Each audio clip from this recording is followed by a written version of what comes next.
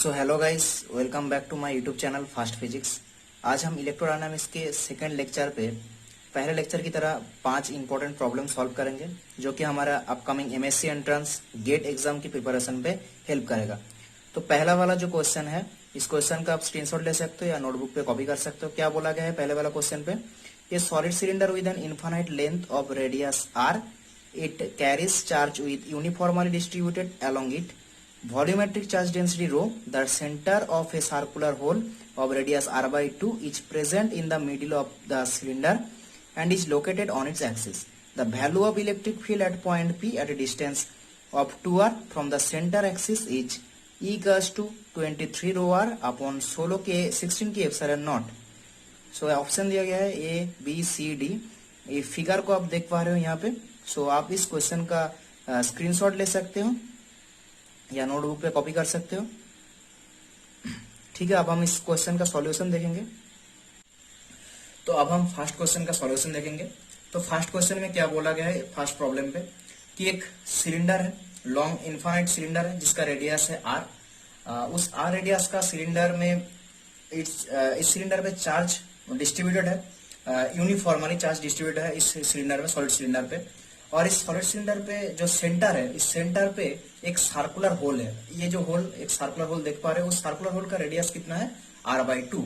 और सेंटर से 2r distance की दूरी पर एक पॉइंट है P। अब सेंटर से 2r डिस्टेंस की दूर पर 2r डिस्टेंस की दूरी पर मतलब इस सर्कुलर होल का सेंटर से भी 2r डिस्टेंस और इस सॉलिड सिलेंडर का भी सेंटर से 2r डिस्टेंस की दूरी पर एक पॉइंट है P पॉइंट। जिस P पॉइंट पे हमें नेट इलेक्ट्रिक फील्ड का वैल्यू दिया गया है। हमें क्वेश्चन पे ही गिवन है नेट इलेक्ट्रिक फील्ड का वैल्यू कितना है?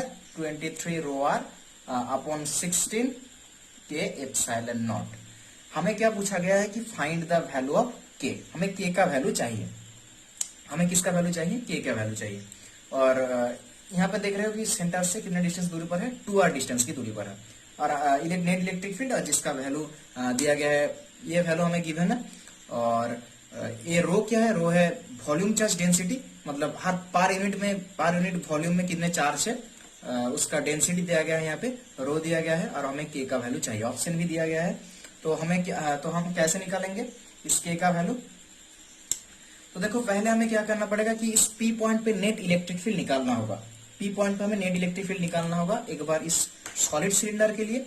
हमें P पॉइंट पे इलेक्ट्रिक फील्ड निकालना होगा एक बार सॉलिड सिलेंडर के लिए और इस सर्कुलर होल के लिए। तो P पॉइंट पे electric field due to this solid cylinder मैं लिखूंगा E1 और due to this circular hole मैं लिखूंगा E2। अब देखो, ये जो सर्कुलर होल यहाँ पे देखा आप देख पा रहे हो, ये सर्कुलर होल, इसको मैं एक सॉलिड स्फीयर की तरह ट्रीट कर सकता हूँ। क्योंकि देखो, ये जो सर्कुलर होल है, ये सर्कुलर कभी भी कोई सर्कल का 3 डायमेंशन नहीं होता है, इम्पॉसिबल होता है एक सर्कल के लिए। तो हम इसको एक स्फीयर की तरह इमेजिन कर सकते हैं। और क्योंकि ये एक सॉलिड सिलेंडर के सेंटर पे है, तो मैं यहाँ पे उसको सॉलिड स्फीयर की तरह ट्रीट कर सकता हूँ। तो देखो, हमें दोनों के लिए, मतलब सॉलिड सिलेंडर के लिए और सॉलिड स्फीयर दोनों के लिए यहाँ पे नेट इलेक्ट्रिक फील्ड निकालना होगा। ठीक है, तो पहले हम क्या करेंगे, ये जो हमारा फिगर दिया गया है, इस फिगर का साइड व्यू है। हम कैलकुलेशन को आसान बनाने के लिए इस फिगर को हम ऊपर से देखेंगे। मतलब ये जो फिगर दिया गया है, ये साइड व्यू। हम अपर व्यू से अगर इस फिगर को देखते हैं, तो हमारे पास डायग्राम कैसा बनेगा? हमारे पास जो डायग्राम बनेगा, देखो यहाँ पे मैं डायग्राम को ड्रॉ करता हूं। यहाँ पे ये है हमारे पास सिलेंडर, आर रेडियस का सिलेंडर, और ये है सेंटर, और ये r/2 रेडियस का सर्कुलर होल, या आप कह सकते हो सॉलिड स्फीयर। और यहां से 2r डिस्टेंस पे एक पॉइंट है P। ये है y एक्सिस, इस तरफ होगा x एक्सिस, और यहाँ पे z एक्सिस। ठीक है, और इस जो सॉलिड सिलेंडर है, इस सिलेंडर पे चार्ज कैसा है? यूनिफॉर्मली डिस्ट्रीब्यूटेड है, पॉजिटिव चार्ज यूनिफॉर्मली डिस्ट्रीब्यूटेड है।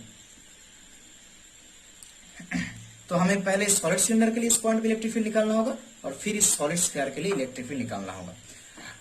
तो पहले हम सॉलिड सिलेंडर के लिए निकालेंगे। तो मैं इस पिक्चर को ड्रॉ करूंगा, क्योंकि जो मेन पिक्चर हमें यहाँ पे इस क्वेश्चन को सॉल्व करने के लिए लगेगा वो क्या है, अपर व्यू ऑफ दिस डायग्राम। तो हम अपर व्यू से देख रहे हैं।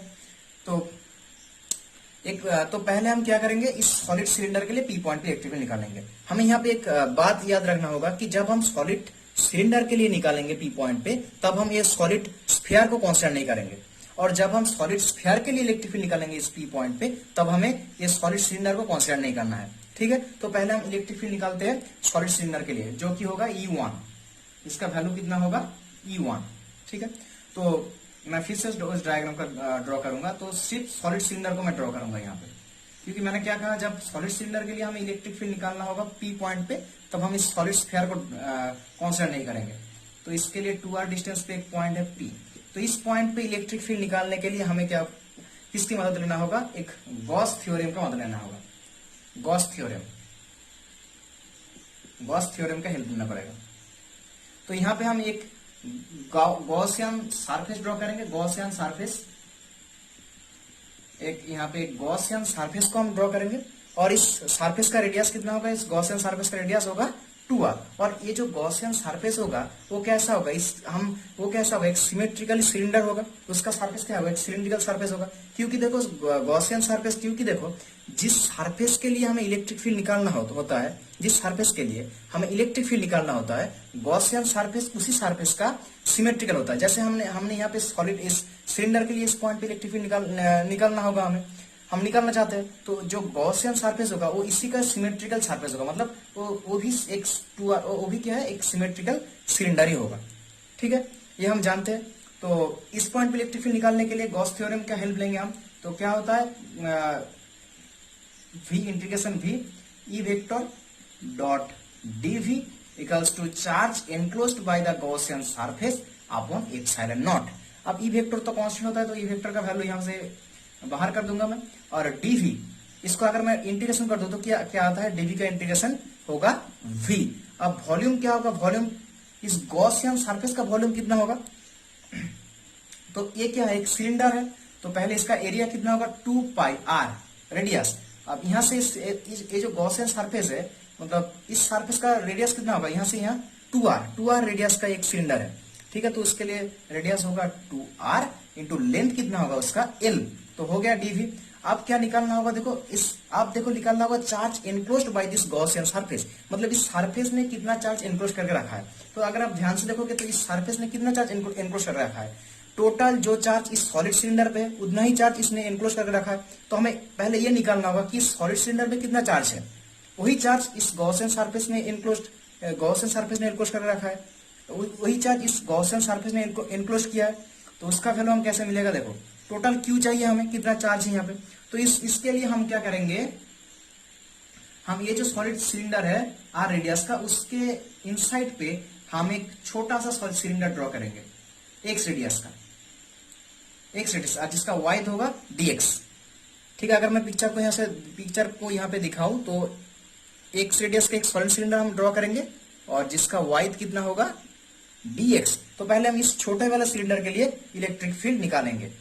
तो इस छोटे वाले सिलेंडर का इलेक्ट्रिक फील्ड कितना होगा, dq कितना होगा, इसका चार्ज डेंसिटी कितना होगा रो, और इसका क्या वॉल्यूम चार्ज डेंसिटी, और इसका क्या वॉल्यूम, वो कितना होगा, एक सिलेंडर है तो इसका वॉल्यूम कितना होगा, चार्ज डेंसिटी इंटू वॉल्यूम कितना होगा 2π, रेडियस कितना है इस सिलेंडर का x इंटू l लेंथ और dx। ठीक है, तो ये क्या है, छोटा x रेडियस का जो सिलेंडर है उसके लिए छोटा सा चार्ज, कितना चार्ज उसमें है। अब हमें क्या निकालना है, बड़ा वाला सिलेंडर, मतलब जो r रेडियस का सिलेंडर है उसके लिए निकालना होगा। अब देखो हम इसके लिए हम क्या करेंगे, इंटीग्रेशन करेंगे। अब कहां से कहां तक इंटीग्रेशन करेंगे, देखो सबसे छोटा रेडियस x का वैल्यू सबसे छोटा कितना हो सकता है, मिनिमम हो सकता है कितना, 0 हो सकता है। और सबसे बड़ा कितना होता है r, मतलब इस x का हम कितने छोटे कर सकते हैं, कितने छोटे सरफेस में बना सकते हैं, ऐसा करके 0 रेडियस तक। और कितने बड़ा बना सकते हैं इस x को, r रेडियस तक। तो हम इंटीग्रेशन करेंगे इसको 0 टू r तक, 0 टू कैपिटल R तक। तभी हमें इस बड़ा वाला जो r रेडियस का सिलेंडर है उसके लिए हमें टोटल Q चार्ज मिल जाएगा। तो उसका वैल्यू कितना आएगा, देखो 2 पाई रो एल निकल जाएगा यहाँ पे, ये तो कांस्टेंट है, एक्स डीएक्स एक्स डीएक्स, ठीक है। तो हमें क्या मिलेगा यहाँ से हमें क्या मिलेगा, मैं अगर इसको इरेज करूं तो Q इक्वल्स टू हमें मिलेगा, देखो 2 pi rho l x d x. अब यहाँ इसका इंटीग्रेशन कहां से कहां तक होगा, 0 टू r तक होगा इंटीग्रेशन। तो होगा r² अपॉन 2, तो 2 कैंसिल, तो यहाँ पे Q कितना मिलेगा हमें, पाई रो एल r², ठीक है। अब यहाँ पे हम इलेक्ट्रिक फील्ड के, अब यहाँ पे जो Q एनक्लोज है उसके जगह पे हम मान को पुट करेंगे, तो मान क्या है, पाई रो एल r²। इतने चार्ज को एनक्लोज किया है इस गॉसियन सरफेस ने, और इस टोटल सॉल्यूशन का चार्ज कितना है, पाई रो एल r²। अपॉन क्या होगा, एप्सिलॉन नॉट, अपॉन कितना होगा, एप्सिलॉन नॉट। अब देखो यहाँ पे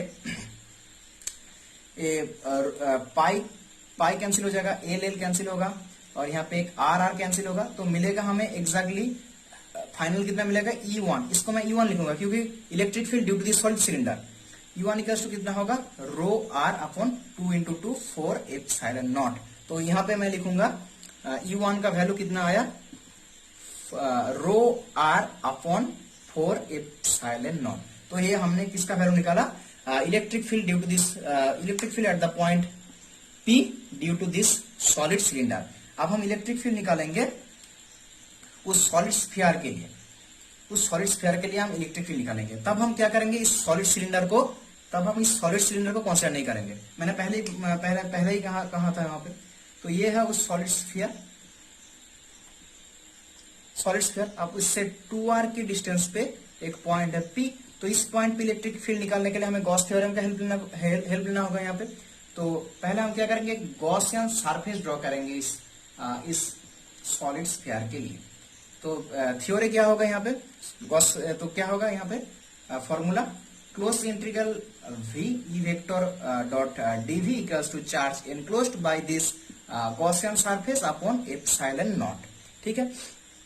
अब देखो ई को मैं E2 लिखूंगा। अब टोटल इंटीग्रेशन ऑफ dv का अगर मैं इंटीग्रेशन तो वॉल्यूम आएगा, इस गॉसियन सरफेस का वॉल्यूम कितना होगा, देखो ए भी एक क्या होगा, सॉलिड, ए भी क्या होगा, एक सॉलिड स्फीयर होगा, सॉलिड स्फीयर। तो इस सॉलिड स्फीयर का वॉल्यूम कितना आएगा, ये क्या है, सॉलिड स्फीयर। गॉसियन सरफेस भी क्या होगा, अब मैंने इस सॉलिड स्फीयर का इलेक्ट्रिक फील्ड निकालना होगा हमें। तो गॉसियन सरफेस क्या होता है, जिसका हम इलेक्ट्रिक फील्ड, जिस सरफेस का हम इलेक्ट्रिक फील्ड निकालते हैं उसी सरफेस का सिमेट्रिकल सरफेस होता है। तो सॉलिड स्फीयर होगा गॉसियन सरफेस, तो उसका वॉल्यूम कितना आएगा यहाँ पे, 4 पाई r रेडियस स्क्वायर, तो 2r²।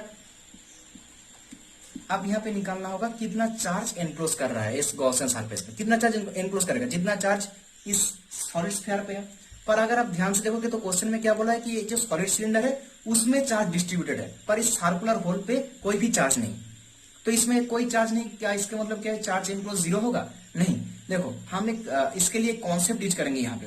कौन सा कॉन्सेप्ट ना, कंडक्टर में हमने पढ़े थे हमने इंड्यूस चार्ज के बारे में। तो देखो ये जो सर्कुलर, इस डायग्राम में आप देख सकते हो, ये जो सॉलिड सिलेंडर है इसमें चार्ज डिस्ट्रीब्यूटेड है, प्लस चार्ज डिस्ट्रीब्यूटेड है। तो इस प्लस चार्ज के कारण इसके इनसाइड पे जो होल है, उस होल पे सिमेट्रिकली, क्योंकि ये सब चार्जेस सिमेट्रिकली डिस्ट्रीब्यूटेड है, यूनिफॉर्मली डिस्ट्रीब्यूटेड है, तो इसमें भी इंड्यूस्ड चार्ज, ऑपोजिट साइन का इंड्यूस्ड चार्ज, मतलब नेगेटिव चार्ज इंड्यूस्ड होगा, सिमेट्रिकली इंड्यूस्ड होगा। इसके बाहर का चार्ज क्या है, पॉजिटिव चार्ज, तो उसके लिए इसके इनसाइड पे क्या चार्ज होगा, कि भी इसके आउटसाइड पे पॉजिटिव चार्ज है, तो इनसाइड पे सिमेट्रिकली नेगेटिव चार्ज इंड्यूस होगा, और जिसका डेंसिटी भी कितना होगा, रो, जिसका वॉल्यूम चार्ज डेंसिटी कितना होगा, रो, क्योंकि इस सिलेंडर का क्या है, रो, तो इसके इनसाइड पे जो कुछ भी रहेगा तो उसका भी वॉल्यूम चार्ज डेंसिटी कितना होगा, रो होगा। तो हमें इसके लिए, तो हमें इसका टोटल चार्ज निकालना होगा, इस सॉलिड स्फीयर के अंदर कितना टोटल चार्ज है। तो उसके लिए हम क्या निकालेंगे, क्यू का क्या होगा, इसका वॉल्यूम चार्ज डेंसिटी जो कि होगा रो इंटू इसका वॉल्यूम, तो कितना होगा 4/3 अपॉन इसका वॉल्यूम 4/3 अपॉन r³। तो क्या होगा, यहां से यहां तक, मतलब r/2, ये रेडियस क्या है r/2, तो r/2 का होल क्यूब, तो यहाँ पे होगा r/2 का होल क्यूब। और यहां से हमें क्या मिलेगा, टोटल चार्ज इसका टोटल चार्ज हमें निकालना होगा। तो रो 4/3 पाई r क्यूब अपॉन 8 तो यहां से हम अब यहाँ पे क्यू एनक्लोज की जगह हम इसका वैल्यू पुट करेंगे। क्या होगा, रो इंटू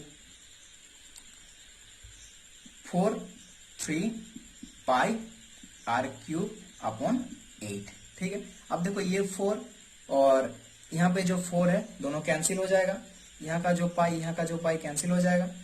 ओके, अब यहाँ पे जो r है और यहाँ पे r कैंसिल, तो हमें E2 का वैल्यू कितना मिलेगा, रो r अपॉन यहाँ पे क्या है, यहाँ पे 2 है और 8 × 3 24 और यहाँ पे 4 मतलब होगा 96 एप्सिलॉन नॉट। यहाँ पे एप्सिलॉन नॉट है तो एप्सिलॉन नॉट। तो हमें, मैं यहाँ पे लिख सकता हूँ E2 का वैल्यू हमें कितना मिला, यहाँ से मैं लिखूंगा अगर E2 का वैल्यू हमें मिला, यहाँ पे लिखता हूँ E2 का value rho r upon 96 epsilon naught. अब यहाँ पे मैं अब यहाँ पे मैं नेगेटिव साइन दूंगा, क्योंकि देखो जो चार्ज इसमें इंड्यूस्ड हुआ वो क्या है, ऑपोजिट है ना, नेगेटिव चार्ज है, और जो सॉलिड सिलेंडर पे था वो पॉजिटिव चार्ज था, तो इसके लिए जो डेंसिटी होगा ये तो नेगेटिव होगा और उसके लिए जो डेंसिटी होगा वो पॉजिटिव होगा। तो इसके डायरेक्शन पॉजिटिव है, इसके डायरेक्शन में नेगेटिव लिखा। अब हम क्या करेंगे, उस पी पॉइंट पे नेट इलेक्ट्रिक फील्ड हम निकालेंगे। ठीक है, उस पी पॉइंट पे क्या निकालेंगे, नेट इलेक्ट्रिक फील्ड निकालेंगे। तो पी पॉइंट पे नेट इलेक्ट्रिक फील्ड कितना आएगा, equals to U1 plus E2, मतलब rho r upon 4 epsilon naught plus minus rho r upon 96 epsilon naught. अब मैं यहां से अगर rho r 4 epsilon naught common लू तो कितना आएगा, 1 माइनस 1 अपॉन 24 एप्सिलॉन नॉट।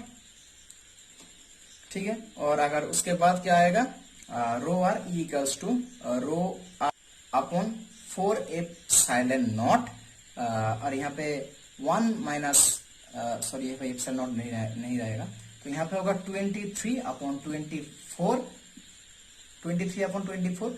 अच्छा,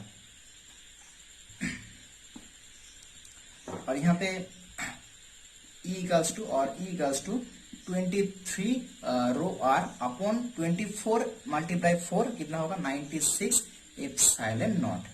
और इसमें हम ऐसे भी लिख सकते हैं, E equals to 23 rho r 96 को हम ऐसे लिख सकते हैं 16 इंटू 6 एप्सिलॉन नॉट। अब देखो जो हमें क्वेश्चन में गिवन था electric field at this point, क्या था, E इक्वल्स टू, क्वेश्चन में जो हमें दिया गया था कि E equals to 23 rho r upon 16 के एप्सिलॉन नॉट। अगर मैं उस इलेक्ट्रिक फील्ड के वैल्यू के साथ इस इलेक्ट्रिक फील्ड का वैल्यू को अगर मैं सेम करूं, इक्वल करूं, तो क्या आएगा, देखो k का वैल्यू यहाँ पे 23 रो r, यहाँ पे भी 23 रो r, यहाँ पे भी नेट इलेक्ट्रिक फील्ड हमने निकाला, यहाँ पे भी नेट इलेक्ट्रिक फील्ड हमने निकाला, तो 16 के एप्सिलॉन नॉट, यहाँ पे है 16 इंटू 6 एप्सिलॉन नॉट, तो k का वैल्यू कितना आया, 6। आप ऑप्शन को चेक कर सकते हो, तो ऑप्शन क्या मिलेगा, यहाँ पे ए वाला ऑप्शन मैच करेगा, तो करेक्ट आंसर क्या है, ए।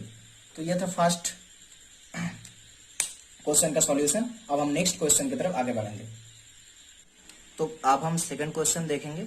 सेकंड क्वेश्चन में क्या बोला गया है कि एक cylinder cavity of a diameter exist inside a cylinder of diameter 2a as shown in figure. अब इस फिगर को देख पा रहे हो, both the cylinder and cavity are infinitely long, a uniform current density J flows along the length. If the magnitude of the magnetic field at a point P is given by n upon 12 m0 aj, then the value of n, यहाँ पे आप option दिया गया है A B C D। ठीक है, आप इस क्वेश्चन को स्क्रीनशॉट ले सकते हो या नोटबुक पे कॉपी कर सकते हो। ठीक है, अब हम इसका सॉल्यूशन देखेंगे सेकंड क्वेश्चन का। अब हम सेकंड क्वेश्चन का सेकंड जो प्रॉब्लम है आज का लेक्चर का, तो उस प्रॉब्लम को हम सॉल्व करेंगे। देखो प्रॉब्लम में क्या बोला गया था कि एक 2a डायमीटर का सिलेंडर है इनफाइनाइट लेंथ का, मतलब जिसका रेडियस कितना होगा a, और उस सिलेंडर पे एक कैविटी है जिसका डायमीटर क्या है a, और उसका रेडियस अगर हम देखें तो कितना होगा a/2। तो इस सिलेंडर पे ये एक पॉइंट है P, उस P पॉइंट पे हमें क्या निकालने के लिए बोला गया है, नेट मैग्नेटिक फील्ड। मतलब एक बार हमें इस ये रेडियस का सिलेंडर के लिए इस पे मैग्नेटिक फील्ड निकालना होगा, और एक बार a/2 रेडियस का जो कैविटी है उस कैविटी के लिए इस P पॉइंट पे मैग्नेटिक फील्ड निकालना होगा। फिर हमें नेट और हमें बोला गया है क्या कि net magnetic field at the P point की कितना है B/12 μ0 J A। तो हमें बोला गया कि इस n का वैल्यू निकालो, ठीक है। तो हम पहले क्या करेंगे, टोटल नेट मैग्नेटिक फील्ड निकालेंगे इस P पॉइंट पे, ठीक है। वो हम कैसे करेंगे, देखो और क्या गिवन बोला गया है कि ये जो सिलेंडर है ए रेडियस का, अगर मैं सिलेंडर को यहाँ पे ड्रॉ करूं तो ये जो सिलेंडर है ए रेडियस का, इस सिलेंडर के लेंथ से करंट फ्लो कर रहा है, करंट फ्लो जे डेंसिटी का करंट फ्लो कर रहा है इसका अलोंग टू दिस लेंथ, इसकी लेंथ बराबर करंट फ्लो कर रहा है इस सिलेंडर का, ए रेडियस का सिलेंडर का length along this length current flow कर रहा है, ठीक है। आई करंट फ्लो कर रहा है, तो ये हमें बताया गया है। अब हमें क्या करना होगा, P पॉइंट पे इलेक्ट्रिक फील्ड निकालना, मैग्नेटिक फील्ड निकालना होगा, टोटल मैग्नेटिक फील्ड, एक बार इस बड़े वाला सिलेंडर के लिए और एक बार इस कैविटी के लिए, a/2 रेडियस का कैविटी के लिए। तो पहले देखो यहाँ पे पहले मैं तो नेट मैग्नेटिक फील्ड क्या होगा, नेट मैग्नेटिक फील्ड होगा B1 plus B2 eight the point P। तो पहले मैं इस a/2 रेडियस का जो कैविटी है उस कैविटी के लिए इस पॉइंट पे इलेक्ट्रिक फील्ड निकालना होगा। देखो उसके लिए हम क्या करेंगे, एम्पियर सर्किट लॉ थ्योरम का यूज करेंगे। तो उसके लिए हमें थोड़ा सा यहाँ पे एक कॉन्सेप्ट समझना होगा। देखो जो हमारे पास सिलेंडर है ये रेडियस का, यहां से मैं दिखाता हूं, ये रेडियस का एक सिलेंडर है यहाँ पे, ठीक है। और यहाँ पे एक कैविटी है। अगर मैं साइड भी देखूं इस पिक्चर का तो ऐसा बनेगा, ये रेडियस का सिलेंडर और यहाँ पे a/2 रेडियस का कैविटी, ठीक है। तो जो बोला गया है कि सिलेंडर का लेंथ बराबर क्या फ्लो कर रहा है, करंट फ्लो कर रहा है, along the current flows along the length of the cylinder. तो मान लो कि जो करंट फ्लो कर रहा है वो यहां से करंट फ्लो कर रहा है, यहां से इस डायरेक्शन में करंट फ्लो कर रहा है, मतलब आउटवर्ड डायरेक्शन पे करंट फ्लो कर रहा है, आउटवर्ड डायरेक्शन में। अगर आप देखोगे तो सिलेंडर का आउटवर्ड डायरेक्शन पे करंट फ्लो कर रहा है, यहां से जाके करंट फ्लो कर रहा है। तो इस पिक्चर में अगर ड्रॉ करूं करंट का फ्लो, तो आउटवर्ड डायरेक्शन पे होगा करंट का फ्लो, आउटवर्ड डायरेक्शन पे होगा करंट का फ्लो। अब देखो इस करंट का फ्लो को कॉन्टिन्यूअस रखने के लिए हमें क्या करना पड़ेगा, इस करंट का वैल्यू जो है, जो करंट हमने आई करंट जो हमने यहां से अप्लाई किया, उस करंट का वैल्यू को हमें सेम रखना होगा, फिक्स रखना होगा।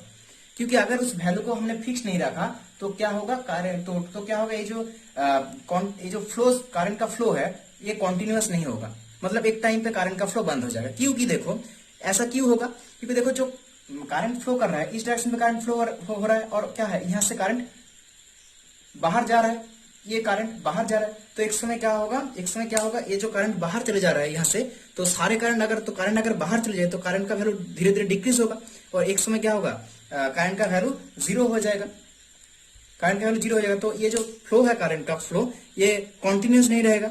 तो इसके लिए क्या होगा, देखो इसके लिए हम क्या करेंगे, ये जो करंट बाहर पे फ्लो कर रहा है इस सिलेंडर से, ये रेडियस का सिलेंडर से, उसको अगर हम फिर से वापस यहाँ पे ही लेके आए, मतलब इस करंट को अगर हम फिर से यहाँ पे लेके आए तो क्या होगा, करंट का फ्लो कॉन्टिन्यूअस होगा, नहीं तो करंट का वैल्यू एक समय जीरो आ जाएगा, क्योंकि करंट क्या है, बाहर जा रहा है इस सिलेंडर से, ठीक है। तो हम क्या करेंगे, यहाँ पे इस करंट को यहाँ पे लेके आएंगे। कैसे लेके आएंगे ना, उसके लिए हम क्या करेंगे, ये जो करंट है इसको इस कैविटी जो a/2 रेडियस का कैविटी है उसके इनवर्ट से हम पास कराएंगे, मतलब उसके अंदर से हम पास करेंगे उस करंट को, जितने करंट यहां से बाहर जा रहा है तो वो करंट क्या होगा, यहां पे आ जाएगा। तो देखो जितने करंट बाहर जा रहा है उतने करंट ही इस सिलेंडर पे फिर से आ रहा है, तो इसके मतलब क्या है, जो करंट का जो फ्लो है एक कॉन्टिन्यूअस रहेगा, करंट का वैल्यू भी सेम रहेगा, ठीक है। इसके लिए क्या होगा, करंट का वैल्यू भी सेम रहेगा और हमारा जो करंट फ्लो हो रहा है वो भी कॉन्टिन्यूअसली फ्लो करेगा, करंट का फ्लो भी कॉन्टिन्यूअस होगा। यहां से करंट बाहर आएगा और यहां से करंट फिर से जाएगा, फिर यहां से ऐसा करके कॉन्टिन्यूअस करंट का जो फ्लो है कॉन्टिन्यूअस रहेगा। तो इसका मतलब क्या है, जो मेन कॉन्सेप्ट है हमारा, तो देखो ये वाले रेडियस पे जो करंट का फ्लो है वो कौन सी डायरेक्शन में, आउटवर्ड डायरेक्शन पे, इस डायरेक्शन पे, आउटवर्ड डायरेक्शन पे। और a/2 कैविटी का जो कैविटी है, a/2 रेडियस का जो कैविटी है, उसमें उसमें करंट का फ्लो कौन सी डायरेक्शन पे है, इनवर्ड डायरेक्शन पे, इनवर्ड डायरेक्शन पे है। और कितना करंट फ्लो कर रहा है, यहां से जितने करंट बाहर आ रहा है, अगर आई करंट बाहर आ रहा है जे डेंसिटी का, आई करंट अगर बाहर आ रहा है, आई करंट अगर बाहर आ रहा है जे डेंसिटी का, तो यहां से यहां पे भी कितना करंट फ्लो, यहां से भी कितना करंट एंटर कर रहा है, कैविटी से आई करंट ही एंटर कर रहा है। तो यही था हमारा कॉन्सेप्ट कि आउटवर्ड पे जो ए रेडियस का जो सिलेंडर है उसमें करंट आउटवर्ड है, और इस रेडियस पे जो करंट है इनवर्ड है, क्योंकि हमें प्रॉब्लम सॉल्व करने के लिए ये कॉन्सेप्ट यूज करना पड़ेगा। ठीक है, तो कॉन्सेप्ट समझ में आ गया आपको। तो अब हम निकालेंगे इस a/2 रेडियस का, a/2 रेडियस का जो कैविटी है, उस कैविटी के लिए पी पॉइंट। अब पी पॉइंट का डिस्टेंस कहां है, पी पॉइंट का डिस्टेंस ये है, पी पॉइंट का डिस्टेंस यहां से ये और यहां से भी ए, तो ये है पी पॉइंट। अब हमें पी पॉइंट पे मैग्नेटिक फील्ड निकालना होगा, उसके लिए हमने क्या बोला था, एम्पियर सर्किटल थ्योरम यूज करेंगे। और सर्किटल थ्योरम यूज करने के लिए हमें क्या क्या क्या करना पड़ेगा, क्लोज्ड लूप, पहले क्लोज्ड लूप ड्रॉ करना पड़ेगा, यहां पे क्लोज्ड लूप ड्रॉ करना पड़ेगा। अब थ्योरम क्या है, close integral l b vector dot d l equals to mu zero into i. अब बी कितना रहेगा, बी ही रहेगा, इसको मैं बाहर लेके आता हूं। और डीएल, इसका अगर मैं इंटीग्रेशन करूं, इस डीएल कौन सा डीएल है, total length of this closed loop, total length of this closed loop. तो इस क्लोज्ड लूप का लेंथ कितना होगा, टोटल लेंथ तो होगा 2 पाई, एक टोटल होगा कितना, इस ये जो क्लोज्ड लूप है इसका लेंथ की टोटल कितना होगा, 2 पाई इंटू रेडियस। अब रेडियस कितना है इसका, तो देखो यहां से टोटल यहां तक, मतलब यहां से यहां तक का डिस्टेंस कितना है, a/2, a/2। और सॉरी ये पिक्चर ऐसा, सॉरी यहाँ पे ये पिक्चर ऐसा नहीं होगा, ये रेडियस होगा a/2, इस पॉइंट का रेडियस होगा a/2। देखो क्योंकि a/2 क्या है, यहां से यहां का a/2 है, और यहां से यहां a/2, और यहां से का डिस्टेंस कितना है a। तो टोटल अगर मैं इस p पॉइंट का रेडियस निकालू, तो अगर इस p पॉइंट से अगर देखो, तो यहां से मैं थोड़ा सा दिखाता हूं आपको, तो इस p पॉइंट पे अगर मैं क्लोज्ड लूप कोई ड्रॉप करूं, तो उसका रेडियस कितना होगा, यहां से यहां तक रेडियस होगा, मतलब यहां से यहां तक a/2, और ये डिस्टेंस क्या है a, तो उसके लिए रेडियस कितना होगा, a/2 प्लस a, मतलब 3a/2 उस क्लोज लूप का रेडियस होगा, 3a/2 अपॉन क्या है, म्यू जीरो इंटू आई, मतलब कितने करंट इस क्लोज्ड लूप से पास करेगा। तो यहीं पे भी वो लॉजिक, तो यहां पे भी एक लॉजिक काम करेगा कि जब हम इस कैविटी के लिए मैग्नेटिक फील्ड निकालेंगे पी पॉइंट पे, तब हम ये जो बड़ा वाला सिलेंडर है ए रेडियस का, उसको हम कंसीडर नहीं करेंगे। ऐसे ही जब हम इस ए रेडियस का सिलेंडर के लिए पी पॉइंट पे मैग्नेटिक फील्ड निकालेंगे, तब हम इस छोटा वाला कैविटी को कंसीडर नहीं करेंगे। ठीक है, तो इसके लिए हमें मैग्नेटिक फील्ड निकालना होगा पी पॉइंट पे। तो कितने करंट यहां से फ्लो कर रहा है, कितने करंट यहां से फ्लो कर रहा है, आई करंट यहां से फ्लो कर रहा है, आई करंट यहां से फ्लो कर रहा है, क्योंकि जितने करंट इस बड़ा वाला सिलेंडर से बाहर आ रहा है, उतने करंट क्या है, इसमें एंटर कर रहा है। तो यहां से करंट कितना फ्लो, यहां से कितना करंट एंटर कर रहा है, या आप कह सकते हो कि इस जो क्लोज्ड लूप है, उस क्लोज्ड लूप में कितने करंट है, कितने करंट क्लोज है इस क्लोज्ड लूप में, तो उसके वैल्यू क्या होगा, आई होगा उसके वैल्यू। अब आई का क्या जानते हैं हम, current density into area. Area कितना होगा इसका, पाई a/2 एयर होल स्क्वायर। ठीक है, तो हम यहाँ पे यहां से अगर हम मैग्नेटिक फील्ड निकालते हैं, तो ये पाई कैंसिल, ओके, और यहाँ पे ए कैंसिल, तो यहाँ पे मैग्नेटिक फील्ड जो हमें मिलेगा यहां से, तो म्यू जीरो JA अपॉन 12, इसको मैं B1 नाम दे देता हूं। अब देखो यहां पे मैं क्या नेगेटिव साइन लूंगा, क्योंकि जो करंट है यहाँ पे उसका डायरेक्शन क्या है, इनवर्ड है, और जो सॉलिड सिलेंडर के ए रेडियस का जो सॉलिड सिलेंडर है उसके करंट का अगर मैं डायरेक्शन देखूं तो क्या है, आउटवर्ड डायरेक्शन है। तो दोनों का डायरेक्शन अलग है, तो दोनों के लिए मैग्नेटिक फील्ड एक के लिए पॉजिटिव होगा, एक के लिए नेगेटिव होगा। एक के लिए डायरेक्शन अलग होगा, एक के लिए डायरेक्शन अलग होगा। तो इसलिए मैं इस B1 का मैग्नेटिक का डायरेक्शन में नेगेटिव साइन से यहाँ पे दिखाया। तो B1 का वैल्यू आप यहाँ से लिख सकते हो। B1 का वैल्यू हम यहाँ पे लिखेंगे कि B1 का वैल्यू हमें कितना मिला, μ0 JA माइनस μ0 J अपॉन 12। अब हम किसके लिए निकालेंगे, ए रेडियस का जो सॉलिड सिलेंडर है, ए रेडियस का जो सिलेंडर है उसके लिए निकालेंगे। तब हम a/2 रेडियस का सिलेंडर को हम यहाँ पे कैविटी को हम यहाँ पे कॉन्सेप्ट नहीं करेंगे। तो ए रेडियस का सॉलिड सिलेंडर के लिए, ए रेडियस का सिलेंडर के लिए हम P पॉइंट पे इलेक्ट्रिक निकालेंगे। तो उसके लिए देखो, अगर हम पिक्चर को थोड़ा सा देखते हैं तो उसके लिए हमें कोई क्लोज्ड लूप का कोई क्लोज्ड लूप ड्रॉ नहीं करना पड़ेगा, क्योंकि अगर हमें P पॉइंट पे मैग्नेटिक फील्ड निकालना है तो हम क्या करते हैं, एक क्लोज्ड लूप ड्रॉ करते हैं, जैसे इसके लिए ड्रॉ किया। पर इसके लिए हमें कोई क्लोज्ड लूप ड्रॉ नहीं करना पड़ेगा, क्योंकि ये जो P पॉइंट है वो इस सिलेंडर का ही एक पॉइंट है। तो हम इस पॉइंट से अगर कोई भी एक सर्कुलर कोई भी एक कह सकते हो कि कोई भी एक क्लोज्ड लूप ड्रॉ करे तो उसका भी रेडियस कितना होगा, यही रेडियस होगा, मतलब ये वाला ही होगा क्लोज्ड लूप, यही होगा क्लोज्ड लूप। क्योंकि P पॉइंट क्या है, इस सिलेंडर पे ही एक पॉइंट है, P सिलेंडर पे ही प्रेजेंट है ये पॉइंट। तो अगर मैं इस पॉइंट से कोई भी क्लोज लूप ड्रॉ करूं तो उसका भी रेडियस क्या होगा, ए रेडियस, मतलब यही वाला सर्कल ही तो होगा, यही वाला क्लोज लूप ही तो होगा। तो इसके लिए हमें कोई क्लोज लूप ड्रॉ नहीं करना पड़ेगा। तो इसके लिए अगर मैं एम्पियर सर्कुलर थ्योरी लगाऊं तो क्या होगा, V vector dot dl closed loop L equals होगा current μ0 into I। Current enclosed, आप कह सकते हो इस क्लोज्ड लूप में कितने करंट है, तो कितने करंट इनक्लोज किया है इस क्लोज्ड लूप में, I करंट, जितने करंट यहाँ से बाहर आ रहा है उतना ही करंट इसने इस क्लोज्ड लूप के अंदर एनक्लोज हुआ है, मतलब कितना करंट, जितने करंट आउटवर्ड आ रहा है उतने करंट इसने एनक्लोज किया है इस लूप ने, और उसका करंट कितना है I। तो B dl का इंटेंशन कितना होगा L। तो टोटल लेंथ इसका कितना होगा, ए रेडियस का जो लूप है 2 पाई इंटू रेडियस कितना है 2 पाई a। अब मैं इसको B2 लिखूंगा तो μ0 I का वैल्यू कितना होगा, J इंटू करंट, सॉरी इसका एरिया, तो कितना होगा, उसका एरिया कितना होगा पाई इंटू रेडियस कितना है a पाई a स्क्वायर। ठीक है, तो यहां से अगर मैं B2 निकालू, पाई पाई कैंसिल, a कैंसिल, तो B2 इक्वल्स टू होगा μ0 JA अपॉन 2। ठीक है, अब इसका डायरेक्शन हम यहाँ पे हम पॉजिटिव लिखेंगे, एक का हमने नेगेटिव दिया क्योंकि उसका डायरेक्शन क्या था, इनवर्ट था, दोनों का डायरेक्शन अलग है, तो हमने साइन से भी दिखाया कि दोनों का डायरेक्शन अलग है। ठीक है, और इसके लिए P पॉइंट पे तो मैग्नेटिक फील्ड इस सिलेंडर के ए रेडियस का सिलेंडर के लिए हमें B पॉइंट पे मैग्नेटिक फील्ड निकालना, P पॉइंट पे अब हमें नेट इलेक्ट्रिक फील्ड निकालेंगे, सॉरी नेट मैग्नेटिक फील्ड निकालेंगे। तो नेट मैग्नेटिक फील्ड क्या होगा, B1 प्लस B2। तो B1 हमें क्या मिला, minus μ0 JA upon 12 plus μ0 JA upon 2 equals to कितना होगा, B नेट, कितना होगा B नेट। तो अगर मैं यहां से μ0 A अपॉन 2 को कॉमन लेता हूं तो यहाँ पे कितना होगा 1 माइनस यहाँ पे होगा 1 upon 6 equals to B net, तो होगा 5 μ0 JA अपॉन 2, ये होगा हमारा B नेट। अगर मैं इसको जो क्वेश्चन में जो B नेट हमें दिया गया है उसके साथ अगर मैं इक्वल करूं तो उसमें क्या दिया गया था n अपॉन 12, और यहाँ पे 6 इंटू 2, यहाँ पे 6 आएगा तो 6 इंटू 2 12 होगा, तो n अपॉन 12 μ0 JA।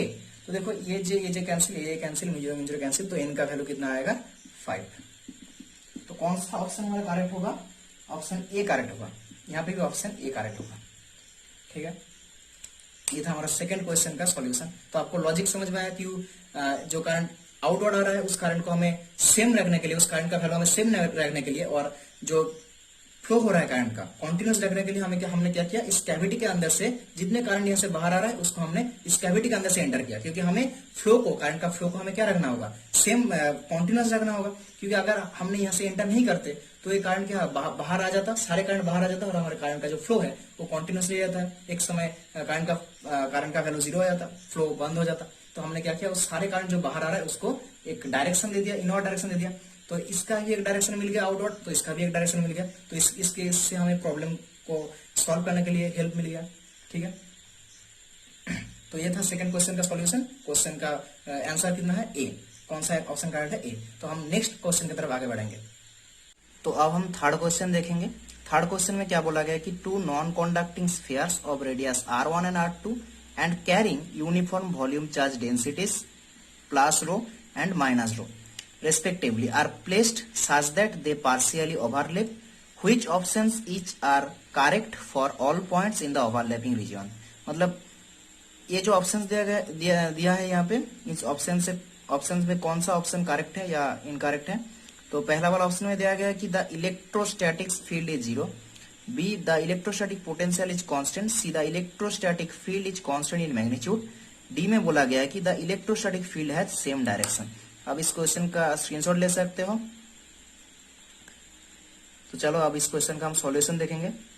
तो देखो थर्ड क्वेश्चन में क्या बोला गया है कि टू नॉन कॉन्डक्टिव स्फीयर है, जो दोनों स्फीयर का रेडियस है r1 r2। पहला वाला जो स्फीयर है उस स्फीयर का चार्ज डेंसिटी है रो, जो कि यूनिफॉर्मली डिस्ट्रीब्यूटेड है। अब देख सकते हैं यहाँ पे जो इस रेडियस का जो r1 रेडियस है उसका जो चार्ज है वो यूनिफॉर्मली डिस्ट्रीब्यूटेड है, और उसका चार्ज डेंसिटी मतलब पर यूनिट एरिया में कितना चार्ज है उसका वैल्यू दिया गया है रो, चार्ज डेंसिटी रो है। और दूसरा जो स्फीयर है उसका रेडियस कितना है r2 रेडियस है, और उसमें जो चार्ज डिस्ट्रीब्यूटेड है वो क्या है ऑपोजिट है, इससे ऑपोजिट चार्ज है, माइनस की चार्ज है, माइनस चार्ज डिस्ट्रीब्यूटेड है, वो भी यूनिफॉर्मली डिस्ट्रीब्यूटेड है, और उसका चार्ज डेंसिटी कितना है माइनस रो। अब हमें बोला गया कि दो जो स्फीयर है, जो दो स्फीयर है, इस दो स्फीयर को आप देख पा रहे हो, वो दो स्फीयर क्या है ओवरलैप किया है। ये जो रीजन आप देख पा रहे हो ये रीजन क्या है ओवरलैपिंग रीजन है, या इस रीजन को आप कह सकते हो नॉर्मल रीजन, नॉर्मल रीजन आप कह सकते हो, क्योंकि दोनों यहाँ पे क्या होगा कि दो पॉजिटिव चार्ज, इसका पॉजिटिव चार्ज, इस स्फीयर का पॉजिटिव चार्ज, इस स्फीयर का नेगेटिव चार्ज आपस में क्या होगा यहाँ पे वैनिश हो जाएगा, न्यूट्रल हो जाएगा। आप इसको न्यूट्रल रीजन कह सकते हो, न्यूट्रल रीजन, या आप कह सकते हो ओवरलैपिंग रीजन। अब बोला क्या गया है इसमें कि हमें इस ओवरलैपिंग रीजन का, अब हमें ऑप्शन क्या दिया गया कि इस ओवरलैपिंग रीजन में कोई भी पॉइंट, किसी भी पॉइंट, अगर मान लो मैं यहाँ पे कोई पॉइंट लेता हूँ, यहाँ पे कोई पॉइंट लेता हूँ, यहाँ पे कोई पॉइंट लेता हूँ, तो उन सारे पॉइंट के लिए इलेक्ट्रिक फील्ड का वैल्यू सेम आएगा, उन सारे पॉइंट के लिए इलेक्ट्रिक फील्ड का डायरेक्शन सेम होगा, और इलेक्ट्रिक फील्ड का वैल्यू सेम होगा। तो और क्या गया कि फाइंड द, और क्या बोला गया ऑप्शन पे कि इसका यहाँ पे क्या इलेक्ट्रिक फील्ड का वैल्यू जीरो आएगा या पोटेंशियल क्या कांस्टेंट होगा। तो ये सब हमें बोला गया है सारे ऑप्शन पे। तो हम पहले क्या करेंगे, इस ओवरलैपिंग रीजन पे हम एक पॉइंट, किसी भी एक पॉइंट के लिए, मान लो मैं यहाँ पे एक पॉइंट लेता हूं, इस पी पॉइंट के लिए हम क्या करेंगे पहले इलेक्ट्रिक फील्ड निकालेंगे। तो देखो इस पी पॉइंट पे इलेक्ट्रिक फील्ड निकालना हो तो मैं पहले वाले स्फीयर के लिए इलेक्ट्रिक फील्ड निकालूंगा, और मान लो पहले वाले स्फीयर का लिए जो हम इलेक्ट्रिक फील्ड निकालेंगे उसको मैं नाम देता हूं E1, और दूसरे वाले स्फीयर के लिए जो हम इलेक्ट्रिक फील्ड निकालेंगे उसको नाम देता हूं मैं E2। तो पहले वाले स्फीयर के लिए इस पॉइंट पे इलेक्ट्रिक फील्ड निकालेंगे, तो डिस्टेंस में मान लेता हूं R1। अब हमें देखना होगा कि ये जो पॉइंट है पी पॉइंट, वो इस स्फीयर का इनसाइड का पॉइंट है या आउटसाइड का, क्योंकि इनसाइड के लिए अलग होता है इलेक्ट्रिक फील्ड का वैल्यू और आउटसाइड के लिए अलग होता है। तो इनसाइड के लिए इलेक्ट्रिक फील्ड कितना होता है एक सॉलिड स्फीयर के अंदर, होता है क्या है रो r/3 और अगर मैं इसको वेक्टर फॉर्म में लिखूं तो क्या होगा r वेक्टर। तो यहाँ पे देखो यहाँ पे क्या है r1 वेक्टर होगा, डायरेक्शन, इसका डायरेक्शन किस डायरेक्शन में होगा, इस डायरेक्शन में। और अगर मैं इस R2 के लिए, R2 रेडियस का सॉलिड स्फीयर के लिए इस पॉइंट पे इलेक्ट्रिक फील्ड निकालूं तो उसका मैं डिस्टेंस मान लेता हूं R2 वेक्टर। तो कितना होगा रो R2 वेक्टर अपॉन 3 और हमें साइन भी लेना होगा क्योंकि इसके साइन क्या है नेगेटिव डेंसिटी का है। तो ठीक है, तो हमें इस पॉइंट पे नेट इलेक्ट्रिक फील्ड निकालना होगा। तो नेट इलेक्ट्रिक फील्ड का मतलब क्या होता है E1 प्लस E2। तो E1 मतलब रो R1 vector upon 3 plus E2 मतलब ये minus rho R2 vector upon 3 ठीक है। अब मैं यहां से अगर मैं रो अपॉन 3 कॉमन लू तो यहाँ पे कितना होगा R1 vector plus, second bracket देता हूं मैं, माइनस R2 वेक्टर अपॉन 3 ये होगा। अब देखो अगर मैं R1 वेक्टर प्लस, सॉरी यहाँ पे 3 नहीं होगा, माइनस R2 वेक्टर, तो यहाँ पे देखो अगर मैं R1 वेक्टर के साथ माइनस R2 वेक्टर को अगर ऐड करूं तो क्या आएगा।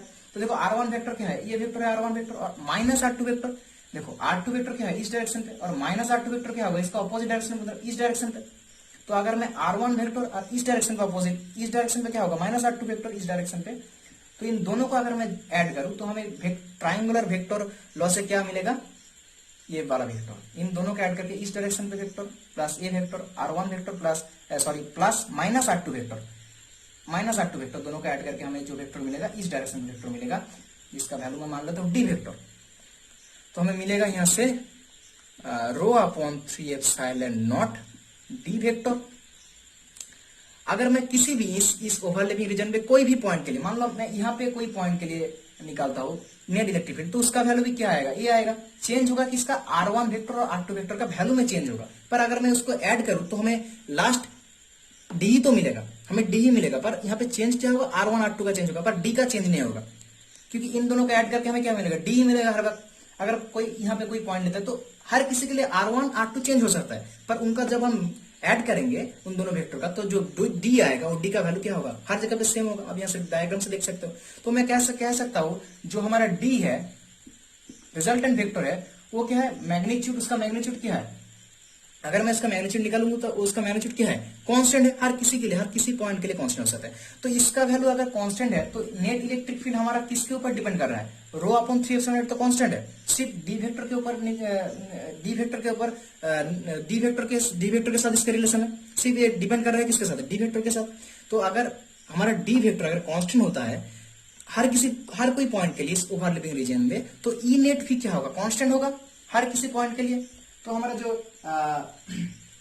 सी ऑप्शन है, ये सी ऑप्शन क्या होगा, करेक्ट होगा, क्योंकि सी ऑप्शन में बोला गया था electrostatic field is constant in magnitude, मतलब हर किसी पॉइंट के लिए इलेक्ट्रिक फील्ड का मैग्नीट्यूड सेम होगा, क्योंकि डी हमारा सेम होता है। तो इसका भी अगर मैं मैग्नीट्यूड निकालूं तो वो भी सेम होगा। और डी ऑप्शन में क्या बोला गया है कि द इलेक्ट्रोस्टैटिक फील्ड है सेम डायरेक्शन। अब देखो कोई भी पॉइंट के लिए इलेक्ट्रिक फील्ड का डायरेक्शन क्या होगा, इस डायरेक्शन पे होगा, इस डायरेक्शन पे होगा, क्योंकि डी वेक्टर का डायरेक्शन क्या होगा, हर कोई पॉइंट के लिए इस डायरेक्शन पे होगा, इस डायरेक्शन पे होगा, इस डायरेक्शन पे होगा। तो इलेक्ट्रिक फील्ड का डायरेक्शन भी क्या होगा, सेम होगा। तो हमारा डी वाला जो ऑप्शन है वो भी करेक्ट है।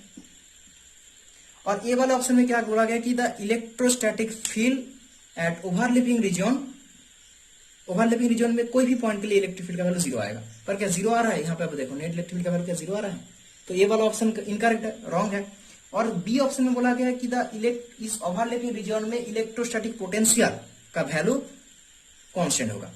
देखो ये इम्पॉसिबल है, क्योंकि देखो इलेक्ट्रोस्टैटिक पोटेंशियल में अगर मैं यहाँ पे थोड़ा सा देखा ओवरलैपिंग रीजन को, तो इलेक्ट्रिक फील्ड ऐसे जा रहा है। तो पोटेंशियल के लिए देखो, अगर हम इलेक्ट्रिक फील्ड के डायरेक्शन पे चले तो पोटेंशियल क्या, मतलब मान लो मैं यहां से यहां तक आया, तो इसके कारण पोटेंशियल का वैल्यू क्या होगा, डिक्रीज होगा। जितने हम इलेक्ट्रिक फील्ड का डायरेक्शन पे चलेंगे पोटेंशियल का डायरेक्शन उतना ही चाहिए, पोटेंशियल का वैल्यू उतना ही क्या होगा, डिक्रीज होगा। तो मैं अगर यहां से यहां तक आता हूं तो पोटेंशियल का वैल्यू डिक्रीज होता है, यहां से यहां तक आऊं फिर भी पोटेंशियल का वैल्यू डिक्रीज होगा। मतलब जितने हम इलेक्ट्रिक फील्ड के डायरेक्शन पे चलेंगे पोटेंशियल का वैल्यू डिक्रीज होगा। तो यहाँ पे हर किसी पॉइंट के लिए क्या होगा, इलेक्ट्रिक फील्ड का जो इलेक्ट्रिक पोटेंशियल है उसका वैल्यू हर किसी के लिए अलग अलग होगा, और वैल्यू कम होगा पर वैल्यू अलग अलग होगा। तो यहाँ पे कोई हम नहीं कह सकते, तो यहाँ पे ऐसा पॉसिबल ही नहीं है कि इलेक्ट्रोस्टैटिक पोटेंशियल का वैल्यू कांस्टेंट आए। तो बी वाला ऑप्शन भी यहाँ पे रॉन्ग हो गया। ठीक है, तो यही था हमारा थर्ड क्वेश्चन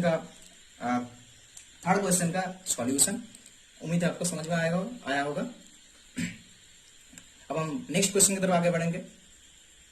हम फोर्थ क्वेश्चन को देखेंगे। फोर्थ क्वेश्चन में क्या बोला है कि एक सर्कुलर मेटल, आप फिगर पे देख पा रहे हो, सर्कुलर मेटल ऑफ रेडियस ए, जिसका रेडियस ए है, उसका वैल्यू दिया गया है 1 metre, spins with a constant angular velocity omega, omega का वैल्यू दिया गया है 20 पाई, in a magnetic field B equals to 3 Tesla as shown in the figure. The resistance of the loop is 100 ohm. Let P be the power dissipated in one complete cycle. What is the value of P upon pi 4 in watts? तो यहाँ पे fourth question है। अब इस question का screenshot ले सकते हो आप, या नोटबुक पे कॉपी कर सकते हो। अब हम इस क्वेश्चन का सॉल्यूशन देखेंगे। तो अब हम फोर्थ क्वेश्चन का सॉल्यूशन करेंगे। तो वहां पे क्या बोला गया कि देखो एक ए रेडियस का सर्कुलर वायर है, जिस सर्कुलर वायर का जो ए रेडियस है उसका वैल्यू भी दिया गया है हमें क्वेश्चन पे, 1 मीटर गिवन है। और इस सर्कुलर वायर से एक uniform magnetic field inward direction पे यहाँ पे अप्लाई किया गया है, इनवर्ड डायरेक्शन पे। तो उसका वैल्यू भी हमें दिया गया है 3 टेस्ला। अब उसका रेजिस्टेंस का वैल्यू भी दिया गया है यहाँ पे 100 ओम।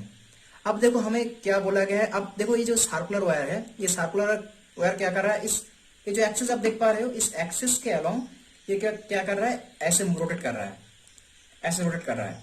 किसने, एंगुलर वेलोसिटी से, ओमेगा एंगुलर वेलोसिटी से। इसका वैल्यू भी हमें गिवन है 20 पाई। अब हमें जिसका वैल्यू निकालना होगा क्वेश्चन पे p upon pi to the power 4। अब यहां पे देखो p क्या है। p का मतलब है कि इस सर्कल का एक बार टोटल घूमने के लिए, रोटेट करने के लिए कितना पावर इसका डिसिपेटेड होगा, मतलब कितना पावर इसका लॉस होगा। आप कैसे कह सकते हो, एक बार घूमने के लिए, एक बार कंप्लीटली घूमने के लिए कितना पावर इसका खर्च होगा। तो उसको उसका ही वैल्यू क्या, उसको ही कैसे इस पी से डिनोट किया गया है। ठीक है, मतलब एक बार कंप्लीटली इसके घूमने के लिए, ओमेगा एंगुलर वेलोसिटी से घूमने के लिए कितना पावर इसका खर्च होगा, उसका वैल्यू हमें चाहिए। फिर हम क्या करेंगे, उसके साथ divided by pi to the power 4 करेंगे, हमें वैल्यू मिल जाएगा। ठीक है, तो पहले देखते हैं हम कैसे करते हैं उसको। तो देखो, हम पावर इक्वल्स टू क्या जानते हैं। अब यहाँ पे पावर का मतलब क्या है, power dissipated in one complete cycle. तो पावर इक्वल्स टू हम क्या जानते हैं, वोल्टेज इनटू करंट। और यहाँ पे करंट का वैल्यू नहीं दिया गया है, तो करंट को हम करंट इक्वल टू क्या लिख सकते हैं, करंट इक्वल टू क्या होता है, v अपॉन आर। तो यहाँ पे होगा v स्क्वायर अपॉन आर। तो p इक्वल टू कितना है, v स्क्वायर अपॉन आर। तो इस p का वैल्यू निकालने के, देखो रेजिस्टेंस का वैल्यू हमें दिया गया है, बताया गया है क्वेश्चन पे, क्या है 100 ओम। हमें v का वैल्यू नहीं पता है, अगर हम v का वैल्यू निकालते हैं तो हमें p का वैल्यू मिल जाएगा। फिर हम p upon pi to the power 4 इसका वैल्यू भी निकाल लेंगे यहाँ से। तो v का वैल्यू हम कहां से निकालेंगे। देखो ये क्या है, एक सर्कुलर एरिया है और इस सर्कल में क्या कर रहा है, क्या हो रहा है, मैग्नेटिक फील्ड लाइंस को पास कर, मैग्नेटिक फील्ड लाइंस इससे पास हो रहा है इनवर्ड डायरेक्शन में। तो हम इस, अब यहाँ पे हम क्या निकाल सकते हैं, फाई निकाल सकते हैं, मैग्नेटिक फ्लक्स। क्योंकि इस एरिया में क्या हो रहा है, मैग्नेटिक फील्ड लाइंस क्या कर रहा है, एंटर कर रहा है, और जो कि इस एरिया से पास कर रहा है। तो मैग्नेटिक फ्लक्स यहाँ से क्या होगा, phi equals to, magnetic flux equals to क्या होगा, B vector dot A vector. ठीक है, और मतलब क्या होगा, बी ए कॉस थीटा।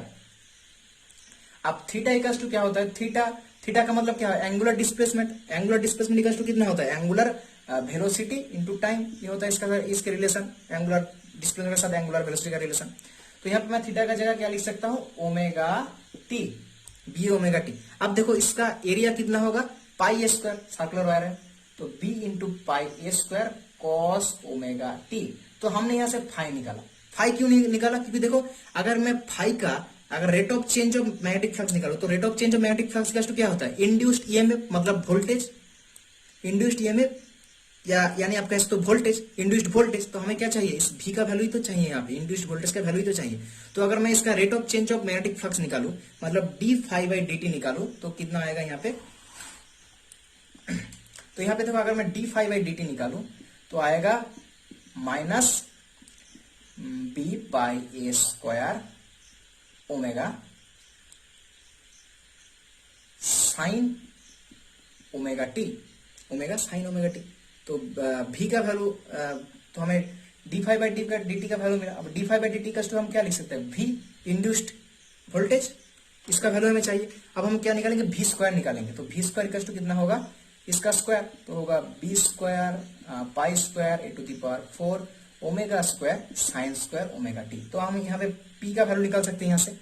तो p इक्वल टू कितना होगा, v स्क्वायर, मतलब b square pi square A to the power 4 sine square omega T upon R. अब रेजिस्टेंस का मैं यहाँ पे आर ही लिखूंगा। अब देखो ये जो P है, ये क्या है, वन कंप्लीट साइकिल में, इसका वन कंप्लीट साइकिल में कितना पावर डिसिपेटेड हो रहा है, मतलब कितना पावर लॉस हो रहा है या खर्च हो रहा है। तो देखो वन कंप्लीट साइकिल में साइन स्क्वायर ओमेगा टी का वैल्यू कितना आता है, आपने पढ़ के रखा है क्लास 12 पे। ये साइन स्क्वायर ओमेगा टी का वैल्यू आता है वन कंप्लीट साइकिल हाफ। जैसे साइन ओमेगा टी का वैल्यू कितना होता है, वन कंप्लीट साइकिल में 0 होता है। कॉस ओमेगा टी का वैल्यू भी कितना होता है, वन कंप्लीट साइकिल 0। तो ऐसे ही साइन स्क्वायर ओमेगा टी का वैल्यू कितना होता है, वन कंप्लीट साइकिल में होता है हाफ। कितना होता है, हाफ। तो यहां पे P इक्वल्स टू होगा B square pi square A to the power 4, और साइन स्क्वायर ओमेगा टी की जगह क्या लिखेंगे, हाफ, मतलब नीचे क्या आएगा 2r। अब P इक्वल्स टू, अगर मैं, तो अब हमें क्या वैल्यू चाहिए, P अपॉन पाई बाई 4। तो यहाँ पे P होगा पी अपॉन पाई बाई 4 का वैल्यू चाहिए, तो यहाँ पे मैं पाई बाई 4 लिख देता हूँ, sorry pi to the power 4 लिख देता हूँ। तो बी का वैल्यू हमें दिया गया क्या 3 टेस्ला, तो मतलब होगा 9 पाई स्क्वायर, ए का वैल्यू दिया गया 1, तो 1 to the 8 to the power मतलब 1 टू दी पावर 4 मतलब 1 ही होगा। 2 इंटू आर का वैल्यू दिया गया है 100, और यहाँ पे पाई टू दी पावर 4 का वैल्यू दे, और सॉरी यहाँ पे ओमेगा स्क्वायर था, यहाँ पे ओमेगा स्क्वायर था, यहाँ पे मैंने एक जगह पे यहाँ पे ओमेगा स्क्वायर था, मैंने यहाँ पे इरेज हो गया गलती से, अब यहाँ पे लिख लेना ओमेगा स्क्वायर था यहाँ पे, तो इंटू ओमेगा स्क्वायर होगा, और ओमेगा स्क्वायर का वैल्यू कितना दिया गया है 20 पाई, तो कितना होगा 400 इंटू पाई स्क्वायर, उसका भी स्क्वायर करना पड़ेगा, उसका भी स्क्वायर करना पड़ेगा। ठीक है, यहाँ पे आप देख लेना कैलकुलेशन में थोड़ा गलती हो गया था, तो पाई स्क्वायर आएगा। तो यहाँ पे देखो, और यहाँ पे पाई टू दी पावर 4, तो यहाँ पे पाई टू दी पावर 4 और यहाँ पे पाई स्क्वायर कैंसिल, और यहाँ पे 100 और यहाँ पे अगर 400 मैं कैंसिल करता हूँ तो 4 होगा, और यहाँ पे 2 इंटू 2 मतलब 2 कैंसिल 2 होगा यहाँ पे, तो 9 इंटू 2 कितना होगा 18 वाट, तो P अपॉन पाई बाई 4 इसका वैल्यू कितना आएगा 18 वाट। ठीक है, और ये क्वेश्चन हमें जस्ट 2018 में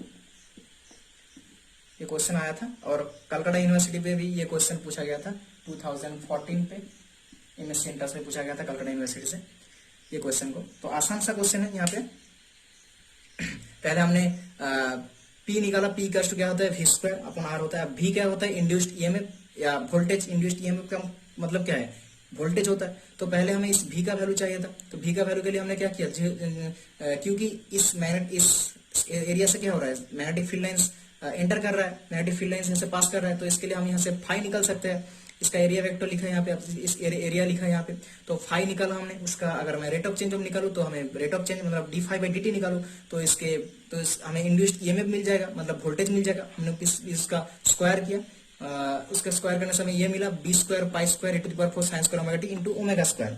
अब इस ओमेगा स्क्वायर को मैंने गलती से नहीं लिखा था, अब यहाँ पे देख लेना। फिर हमने क्या किया अपॉन आर, फिर हमने क्या किया इस सब का वैल्यू यहाँ पे पुट किया, और पुट करने से हमें क्या मिला पाई पी अपॉन पाई बाई 4 का वैल्यू कितना आया 18 वाट। ठीक है, तो ये फोर्थ क्वेश्चन का सॉल्यूशन था। अब हम नेक्स्ट क्वेश्चन का सॉल्यूशन देखेंगे, जो कि हमारा इलेक्ट्रोडायनामिक्स का लास्ट, आज का लेक्चर का लास्ट क्वेश्चन होगा, 5 नंबर क्वेश्चन। चलो देखते हैं उस क्वेश्चन को। अब हम 5 नंबर क्वेश्चन देखेंगे, लास्ट क्वेश्चन आज का लेक्चर का। तो यहाँ पे क्या बोला गया कि एक point charge Q is located at the centre of a thin ring of radius r with uniformly distributed charge minus q, the magnitude of electric field strength at the point lying on the axis of the ring at a distance x from its center। अब उस point पे electric field का value कितना होगा उसके लिए option दिया गया है ए बी सी डी। आप इस क्वेश्चन का स्क्रीनशॉट ले सकते हो।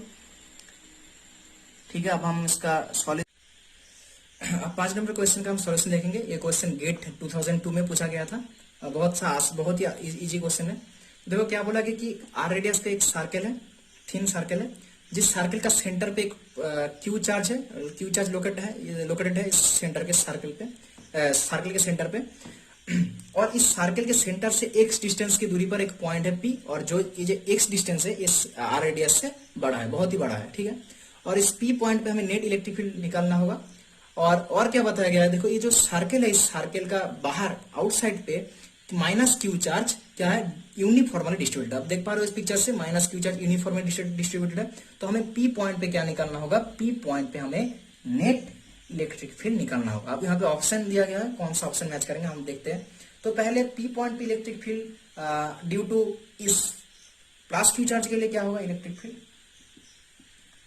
U1, तो इसके लिए इलेक्ट्रिक फील्ड क्या होगा के क्यू चार्ज है अपॉन क्या डिस्टेंस है इसके यहाँ से x, तो x स्क्वायर। अब हमें E2 इलेक्ट्रिक फील्ड निकालना होगा due to this minus Q charge.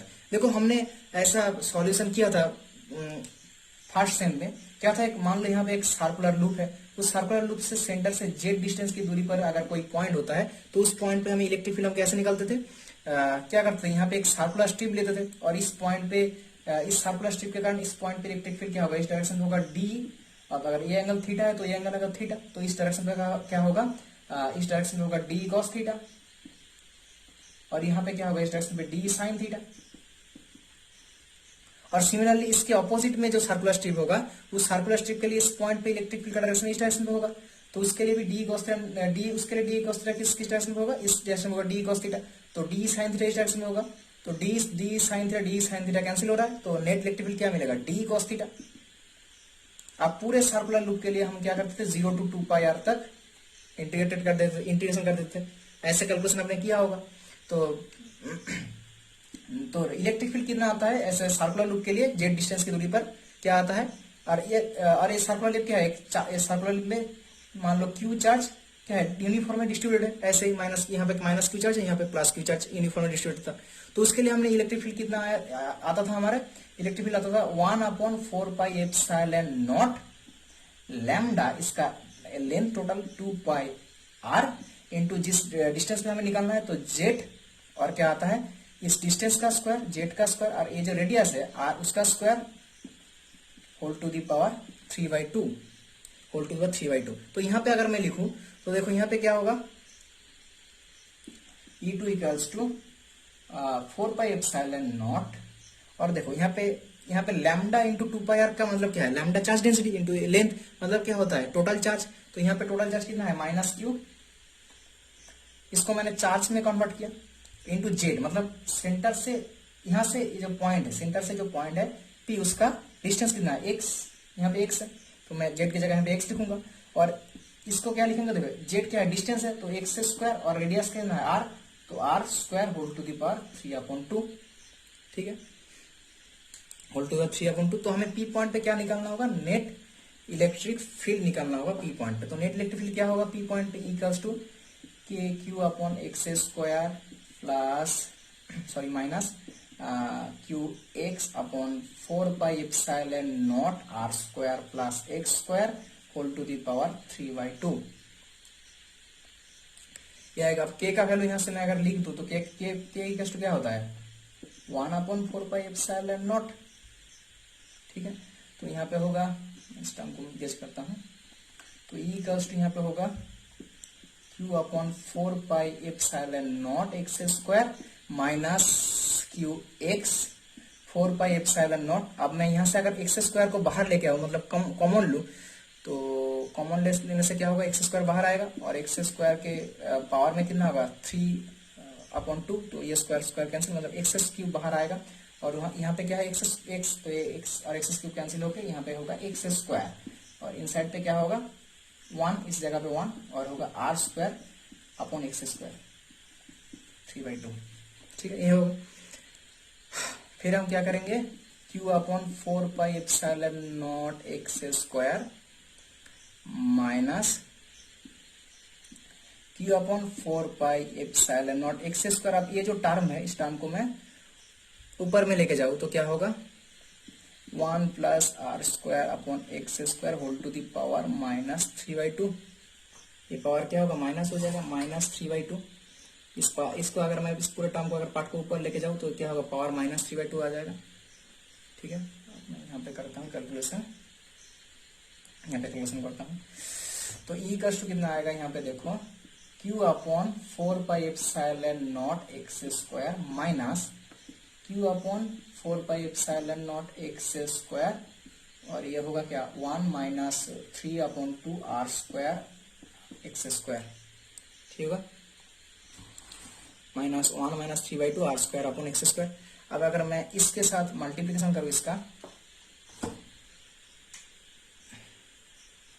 तो देखो ई का टू होगा Q upon 4 pi epsilon naught X square minus 1 के साथ मल्टीप्लिकेशन में Q minus 1 4 X square minus minus plus, तो होगा 3q R square 4 into 2 8 pi epsilon naught X to the power 4। तो ये कैंसिल, तो नेट इलेक्ट्रिक फील्ड क्या मिलेगा ये।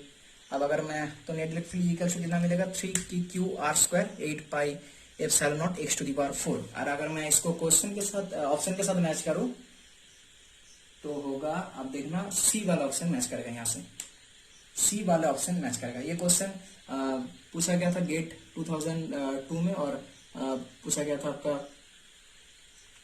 कोलकाता यूनिवर्सिटी में एमएससी एंट्रेंस में पूछा गया था। ये क्वेश्चन बहुत ही इजी क्वेश्चन है, लास्ट क्वेश्चन था इस लेक्चर का, लेक्चर 2 का। और अगर आपने पहला वाला लेक्चर नहीं देखा है तो उस लेक्चर पे भी मैंने बहुत सारे इंपॉर्टेंट क्वेश्चन, 5 इंपॉर्टेंट क्वेश्चन मैंने बताया था, सॉल्व करके दिया था। आप उस लेक्चर को भी देख सकते हो। तो ये वाला लेक्चर अगर आपको हेल्पफुल लगा हो तो लाइक कर देना और चैनल को प्रमोट करने के लिए सब्सक्राइब कर देना।